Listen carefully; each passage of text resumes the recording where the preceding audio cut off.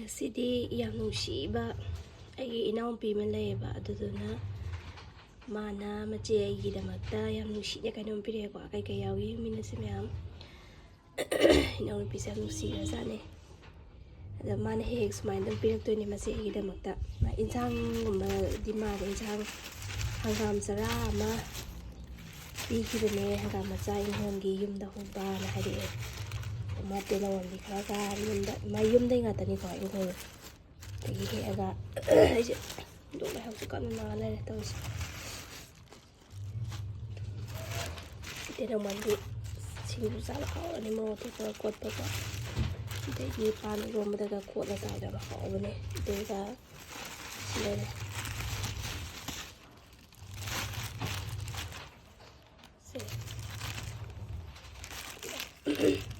Mas maraga fasan man thopira piraka karam dawre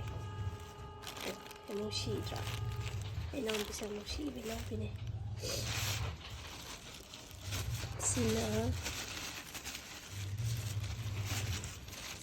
toning ko oi mana toning ko marani ko toning ko mara toning ko ka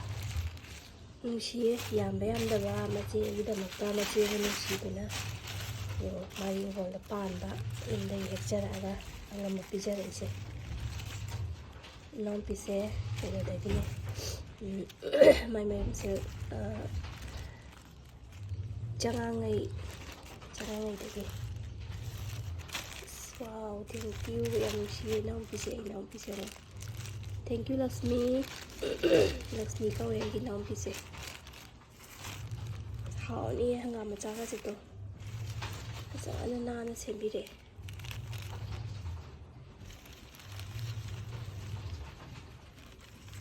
mase matam bana bujanga man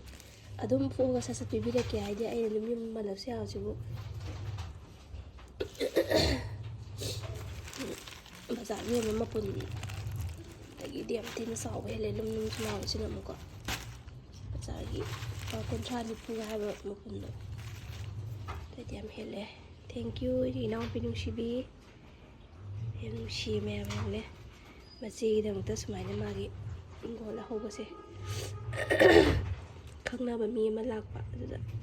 ngama lakpada mana pirakpaneba che sumaina yumda hoba ngam charagam pikibane tirangam kharaga maroi kitang toning ko kitang ga na harakpane ko phone de hari hana aduga noksa kan thong ne ase sano idea na thank you Lakshmi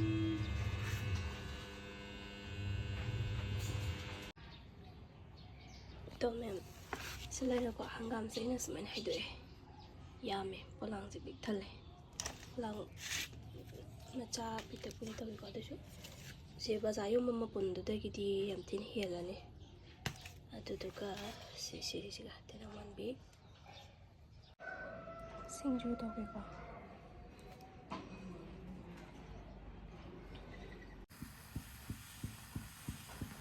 si video se khadi kuire ko hangam macha thorok ko jingai khogi tenaumambi pan da ngai ngai matam dune ba aina khitang thenge thabak chin ba sida thagat ba sila ko lawba lore ba sa sida phasana kuma ku hok pire dana aduga khaido pirani lawraga metpa suba sinane iron bor su yam hawani ma nungsiba ma tongan ba miyawbane ba mayam su sarba di sakhangamani chadri ba sing mahau yengbiune Maroi mapang cellular leire ko nausek leire nausek nambi do daga toning ko adegi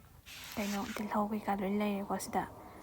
morok nganba yam hapte morok yam chadabni na koidi ngari kharaga morok kitanga leire thangjing leire sise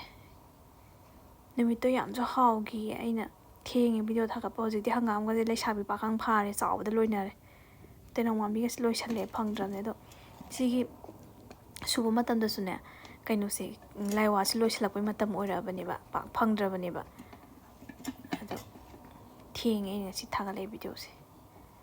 mayam warawa yade adugi thengbai damakta mayamna video se anauba thengnabi basingna subscribe tawsanbiyo hadi subscriber ambo yaudribni ko mayam ꯁꯨꯝ ꯊꯥꯒꯠꯅꯤꯡꯕꯒꯤ ꯃꯌꯥꯝꯗ ꯅꯣꯡꯃꯒꯤ ꯊꯣꯡꯉꯤꯕ ꯊꯥꯛꯏꯕꯁꯦ ꯌꯥꯝ ꯁꯦꯝ ꯁꯥꯗꯅ ꯃꯆꯜ ꯁꯨꯔꯒ ꯇꯧꯖꯕ ꯅꯠꯇꯦ ꯑꯔꯩ ꯑꯔꯩꯕꯗ ꯑꯗꯨꯝ ꯊꯣꯡꯖꯕꯅꯤꯀꯣ ꯃꯌꯥꯝ ꯊꯦꯡꯛ ꯌꯨ ꯕꯥꯏ ꯕꯥꯏ